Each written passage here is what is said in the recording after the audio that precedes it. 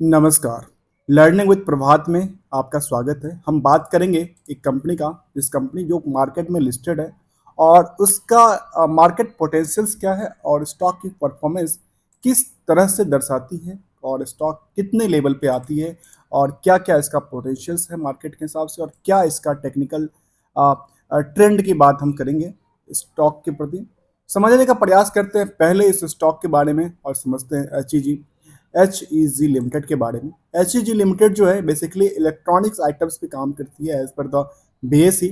But इसके websites पे देखें तो इसके पास क्या क्या चीज़ें हैं वो हम इसके वेबसाइट्स पे गैलरी के अंदर देख सकते हैं। इसके बिजनेस पार्टनर्स और हम अबाउट उसके एक्सपर्टाइज की बात करेंगे तो कहती है companies graphics electrode and nipples बनाती है, पावर एंड इनोवेशंस पे आर एन डी का काम करती है। इसके पास आर एन डी सेंटर्स हैं और साथ में देखा जाए इसकी कुछ और इन्फॉर्मेशन तो निकल के आती है। H G limited the leading manufacturers and exporter of graphite electronic electrodes in India. It is operate the largest single site integrated graphics electrodes plants in the world.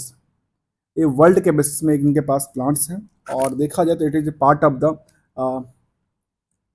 L&J Vilvara groups, which are also presented across IT, enabled services, power generations and textile पे काम करने वाली कंपनियां हैं।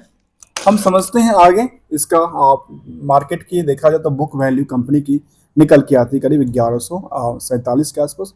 उसकी double के आसपास अभी काम कर रही है मार्केट में, करीब 2210 के आसपास। कंपनी की डिविडेंड यील्ड भी रही है, करीब डिविडेंड पेइंग कंपनी रही है। साथ में यहाँ पे देखें आर ओ सी करीब 8 पॉइंट आसपास निकल के आर ओ के 7.16 के आसपास। फेस वैल्यू निकल के आते हैं 10 रुपये का।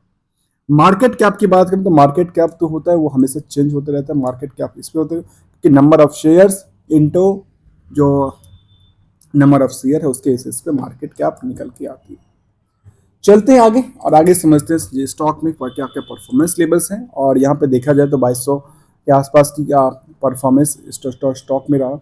अभी देखा जाए तो 52 की हाई करीब 2744 तक गया था। लो की बात करेंगे तो 1395 पर था, 1400 के आसपास। और 1400 मैं इसको देखूँ सीधा सीधा आंकलन के हिसाब से तो 2x के हिसाब से एक बॉटम से लेकर के ऊपरी तक कामकाज करती नजर आ रही है। अर्थात 200% के आसपास जंप किया है बॉटम से एक हाई तक की रेंज के लिए।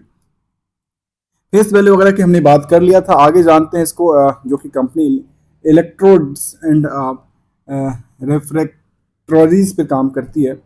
BSE 500 के इंडेक्सेशन के अंदर आती है, बकेट के अंदर आती है और इलेक्ट्रोड्स के अंदर कामकाज करने वाली कंपनी है।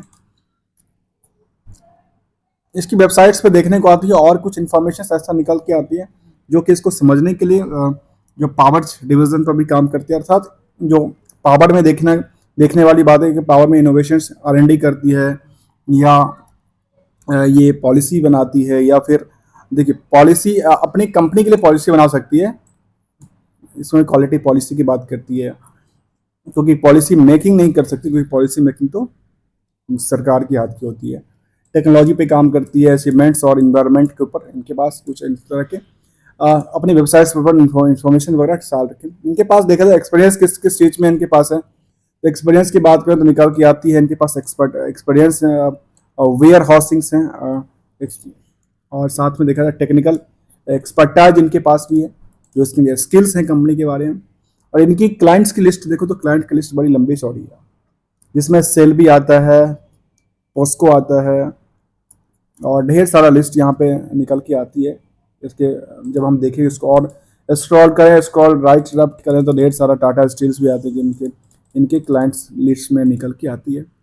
चलते हैं और समझते हैं इसका चार्ट के बेसिस पे। जब भी आज के चार्ट में थोड़ा सा गिरावट देखने को मिला था और अभी आज का ट्रेंड इसमें थोड़ा सा नीचे का साइड ही देखने को मिला। लेकिन ओवरऑल एक साल की चार्ट की हम बात करें तो एक साल में क्या निकल के आता है, स्टॉक एक एवरेज प्राइस के आसपास कामकाज करती निकल के आती है और उसी के आसपास कामकाज मैंने थोड़ा लाइन ले लिया उल्टा सर इसी के आसपास कामकाज करती निकल के आती है। और इसके बाद मार्केट ने क्या किया, इसके बाद मार्केट में अच्छा खासा बुलिस निकल गया और ये बुलिस का साइडवेज यहाँ पे आया और यहाँ से दोबारा मार्केट एवरेज प्राइस इसके आसपास आके खड़ी हुई। अब 52 की हाई की रिसेंटली उसने ब्रेकआउट किया था। ब्रेकआउट करने के बाद जो गिरावट थी लंबी गिरावट हो गई, लेकिन लंबी गिरावट को ये इसने रिकवर कर लिया फिलहाल देखने को आती है। उसके बाद दोबारा चलने के लिए तैयार होगा ये इसके लिए आगे की रफ्तार के लिए। ऐसे इसका 5 दिन का चार्ट और 5 दिन के चार्ट में थोड़ी सी हल्की फुल्की, 1 महीने के चार्ट में थोड़ा सा गिरावट देखने को मिला क्योंकि 52 की हाई को रिसेंटली इसने ब्रेकआउट किया था।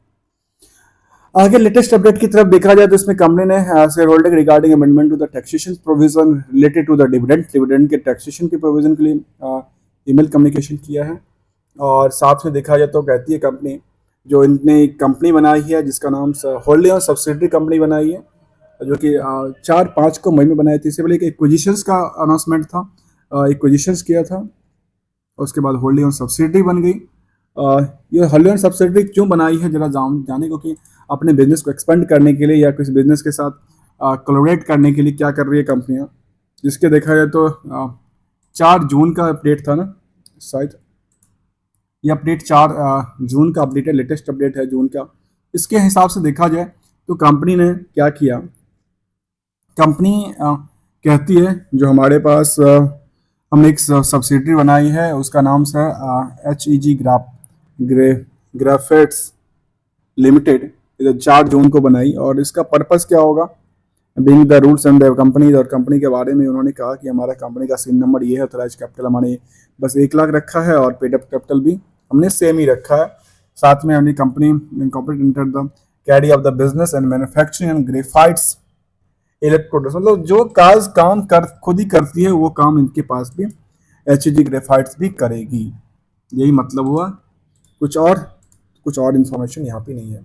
एक एक्विजिशन की बात करते हैं, और एक्विजिशन क्या क्या करते हैं, एक्विजिशन के लिए क्या क्या इन्फॉर्मेशन है उसकी तरफ देखा जाए तो ये निकल के आती है, उसको भी हम जरा ट्रैक करें। एक्विजिशन के लिए, तो एक्विजिशन के लिए कंपनी कहती है ये ग्रेफाइट्स ये डेटा था, एक्विजिशन का डेटा कहा गया। मैं दोबारा चलता हूँ क्योंकि हो सकता है यहाँ पे थोड़ा सा डेटा का आपके पास मिसलीडिंग ना हो जाए।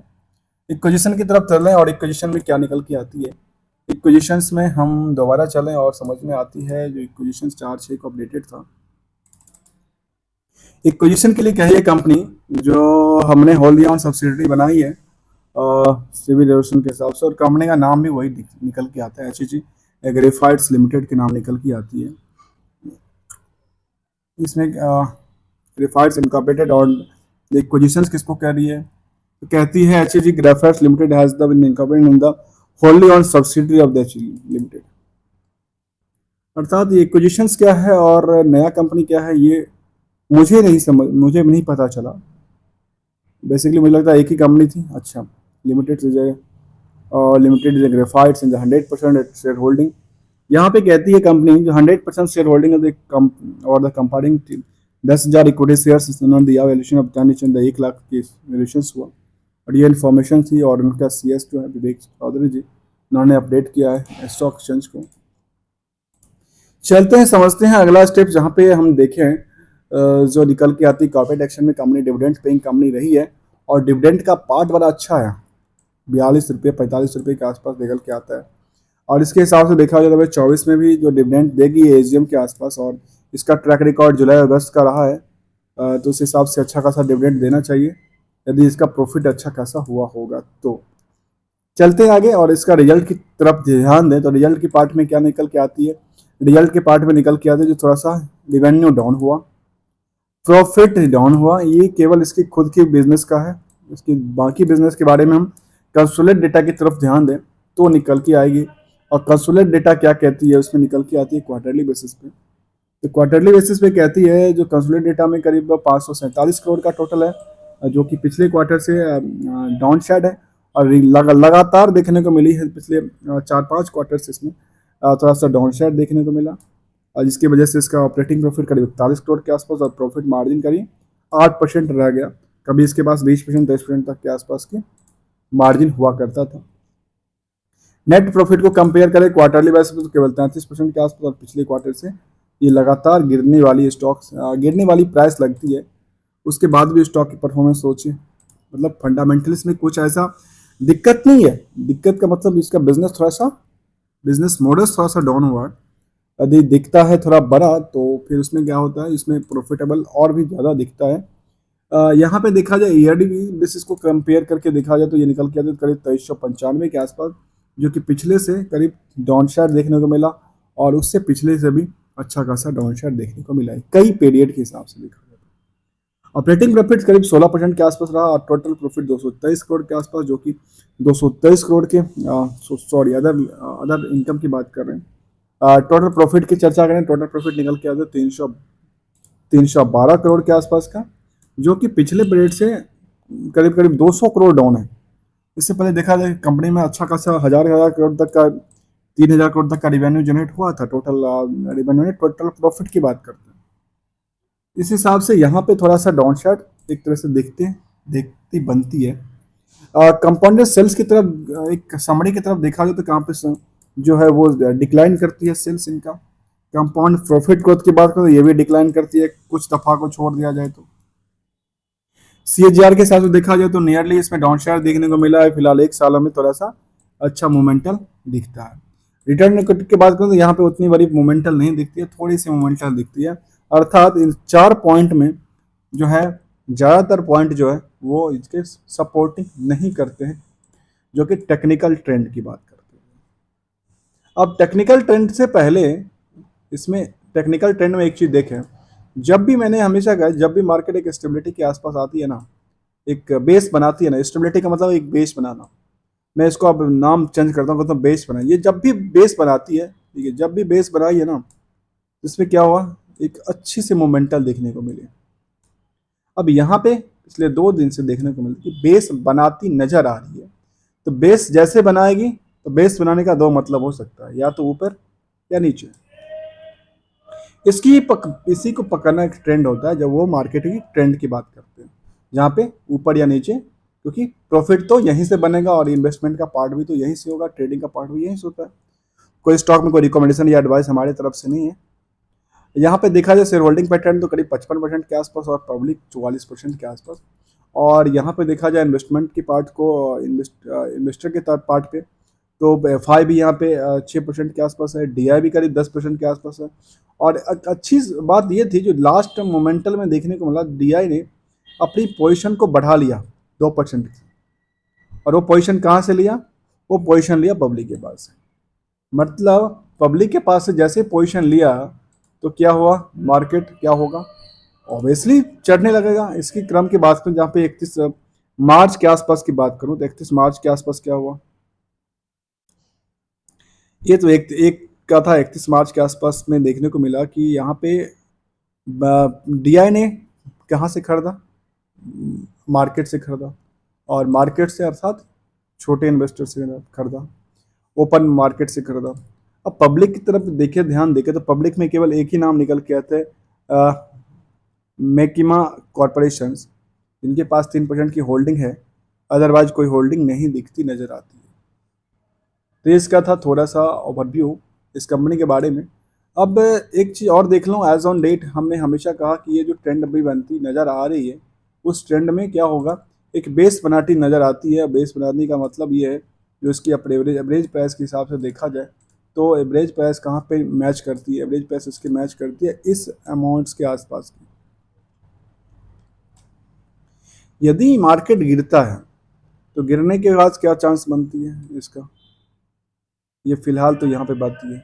यदि चढ़ती है तो चढ़ने के लिए फिलहाल इसके पास क्या है, फिलहाल तो काफ़ी सारे पॉइंट्स हैं जहाँ पे ये चढ़ सकता है। छोटा सा भी है और ये बड़ा इतना एक ही बार में नहीं चढ़ सकता, थोड़ा सा लंबा है, लेकिन ऑन एवरेज थोड़ा थोड़ा करके चढ़ेगा, जहाँ पे इसकी एक बेस यहाँ पे बनाती नज़र आती है, इसके बाद एक बेस यहाँ पे नज़र आती है। तो इस लेवल से धीरे धीरे करके जंप करने लायक बनती है और बन सकती है आगे चल करके। चलते हैं एज एन परफॉर्मेंस के बेसिस पे देखा जाए तो कंपनी की परफॉर्मेंस जो है पिछले 10 सालों में या 5 सालों में क्या रही है। पिछले 10 सालों में कंपनी ने एज ऑन डेट के हिसाब से देखा जाए, एज ऑन टाइम के हिसाब से, तो करीब 711% जंप करती है। 5 साल में 41%, 3 सालों में डाउन शार्ट, क्योंकि उस टाइम पे मार्केट ये बुल मार्केट थी और अभी हम यहाँ पे बियर मार्केट से कंपेयर कर रहे हैं। 2 साल में 116%, 1 साल में 57% और 6 महीने में करीब 30% के आसपास।